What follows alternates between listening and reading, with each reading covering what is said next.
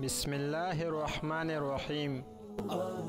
السلام علیکم ناظرین، محترم عزیز دوستو، مولانا جلال الدین رومی رحمۃ اللہ علیہ فرماتے ہیں کہ ایک کانٹا روتے ہوئے اللہ پاک سے کہہ رہا تھا کہ میں نے صلحاء کی زبان سے سنا ہے کہ آپ کا نام ستار العیوب ہے، یعنی عیبوں کو چھپانے والا، لیکن آپ نے مجھے تو کانٹا بنایا ہے، میرا عیب کون چھپائے گا؟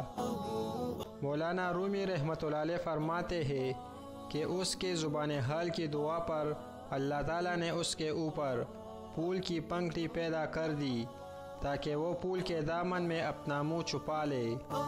محترم عزیز دوستو، آپ لوگ ہی بتائیے کہ گلاب کے پھول کے نیچے کانٹے ہوتے ہیں یا نہیں؟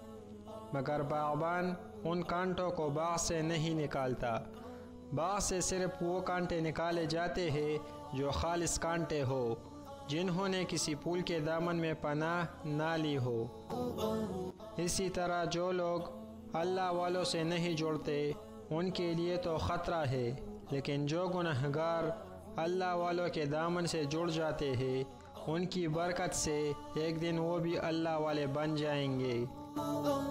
دنیا کے کانٹے تو پھولوں کے دامن میں کانٹے ہی رہتے ہیں، لیکن اللہ والے ایسے پھول ہیں کہ ان کی صحبت میں رہنے والے کانٹے بھی پھول بن جاتے ہیں۔